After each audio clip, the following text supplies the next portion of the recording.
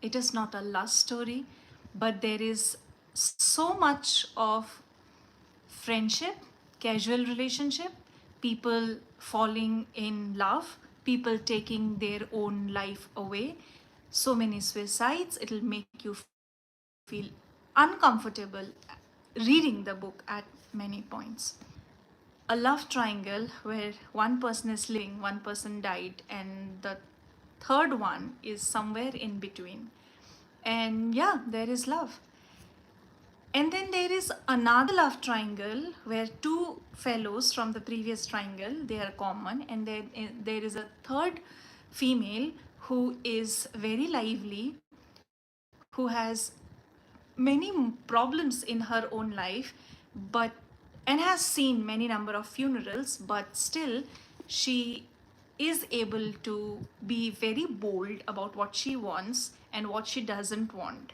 She is very clear that if she wants love, then it has to be a relationship where the guy is committed to her only and is not sleeping around with multiple number of other partners, and that's when she is going to either take it or she is going to leave. She's very frank and bold and says that, whereas there are other persons, other female who is not able to be so clear about things, who is in love with a guy who sleeps with more than 85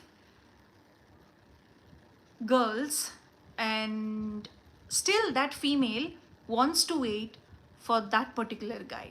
There are chapters where you are not very sure about how to see it morally. Probably that is what the book is about. There is a very disgusting incident about a 13-year-old Enrico, but probably that is what made Reiko, Reiko the doctor, and then all the things, basically a music teacher, but they call her a doctor. So I'll not disclose the entire story, but I'll just, read a few lines and try to get into a little bit more detail. So it starts with the landing of a plane, and in the background there is a music playing by the Beatles, and the song is Norwegian Wood. In this scenario, a 37-year-old man, he recalls things that happened 18 years back in his life. He recalls his 17s, 18s, 90s, and 20s, and he is able to realize that at that moment he was not realizing the scenery or the natural settings that was around him. He was concentrating on the female, the beautiful girl who was walking next to him. But these many years back, when he is looking back, he is not able to recall the face of the girl, but he is able to recall the scenery in great detail. So that is how funny memory is. And he recalls about the girl that he was in love with, Naoko. Naoko was the girlfriend of his best friend and his only friend, Kizuki. So, was it a love triangle or something terrible happened? So, Naoko's boyfriend commits suicide at the age of 17, and Naoko, who knew him since she was 3, they were friends since they were 3 years old, has to go through a lot. And when you start thinking, okay, she is recovering, but then again she discloses in a later chapter in page number 189 that that is not all she has gone through. She has gone through other stuff as well in life, and her situation is really terrible. So much so that in the first chapter itself, she tells you stories about a well where people just disappear and they fall. And she says that it is not possible for one person to watch over another person for forever. I want you to remember me. Will you that I existed? Naoko just wants Toru to remember that she existed. Why? Why is she not looking forward to anything else in life? Step by step, Naoko, her situation degrades. And the lead character, Toru, he writes that the more memories of Naoko inside me fade, the more deeply I am able to understand her. Toru and Naoko gets close to each other, but then with Naoko the situations degrades and Naoko has to, go to a place, not literally a hospital, but where kind of not so normal people they stay. They do their farming agriculture sort of things, and they stay, they help each other. There are doctors, and there are family members at times when needed, and they help each other, and they try to evolve the situation. Just when you are thinking that everything is going well, the writer will shock you. There are 386 pages, and you just shatter all hopes in the last 20 pages. Just 20 pages are left, and you just shatter all hopes. However, just before doing that, he brings in another story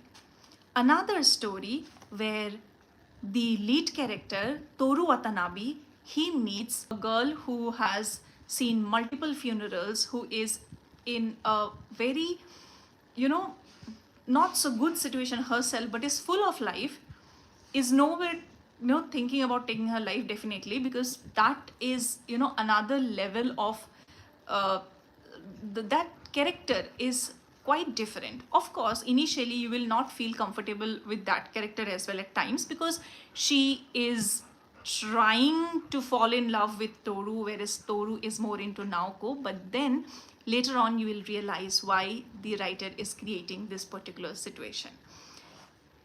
In the end,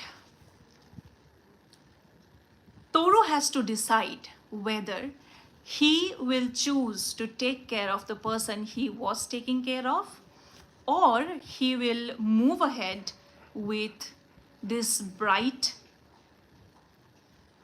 personality who has come to his life and continue his life with Midori. Because Midori is very clear that if you want to be with her, you have to be with her. There is no, traveling in a boat with two legs in two boats. That is not possible.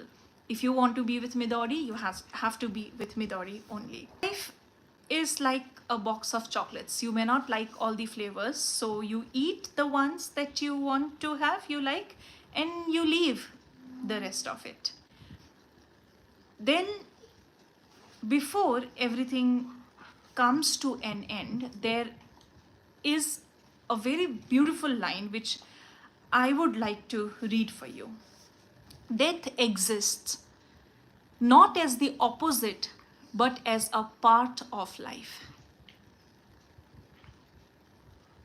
And these lines that I'm going to read now, only those people will understand who has lost anybody very near and dear to them.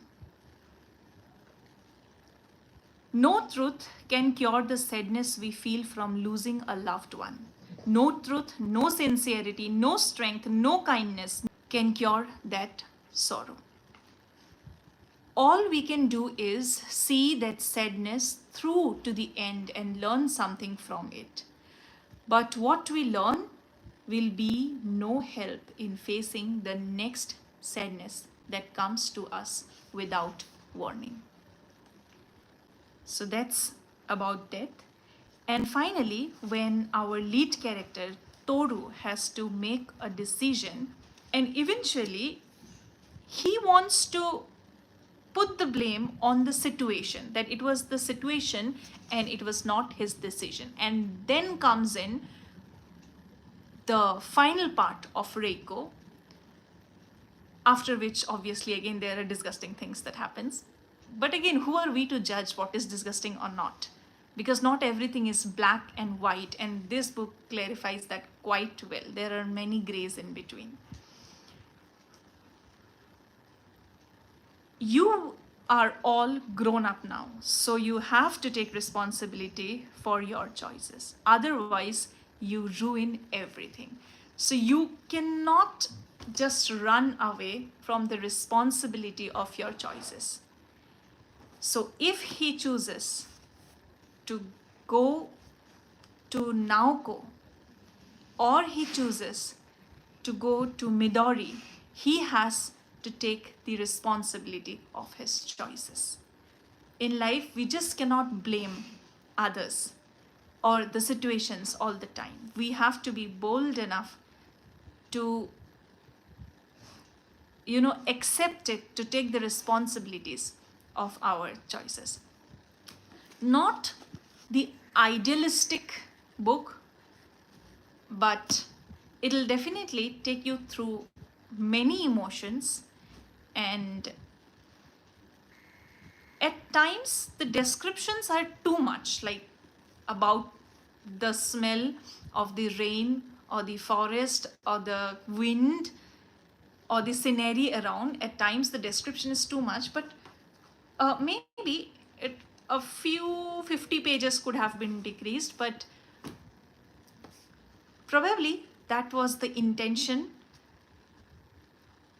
that we stay bound to every single chapter, realize every single situation, and not a happiest one. You will feel disturbed because there are multiple suicides and casual relationships. So, and yes, one thing that hit me about the present times is all the dating apps and everything. Now the book is over. Okay, I'm just sharing a point of view which you may not agree with. Okay, that's perfectly fine. But all the modern day dating apps and all the scenarios, if there are men sleeping, then obviously there are women sleeping as well. But then people also have serious relationship at the same time. So what if the serious relationship people are not able to take their partner with somebody else, or they're not able to accept things? And what if eventually they move on in life, they get married, but what happens after 2 years or so? Will they be able to live, or things get terrible with all of these? So I think in present times, at least you must read one such book. You will be able to relate to this if you are in college, if you are a Gen Z, or if you are in your 90s, you might get a little bit, wearing your moral chashma and looking at a few incidents. And yeah, that's all. Thank you so much for, watching this video. I will pin the products and you can choose to buy it from that link, or you can leave a comment below if you've read the book about your perspective. And chapter wise, some of the quotes I am trying to make, and I took care not to disclose the entire story. And let me know about your feedback in the comments. Bye bye. Take care.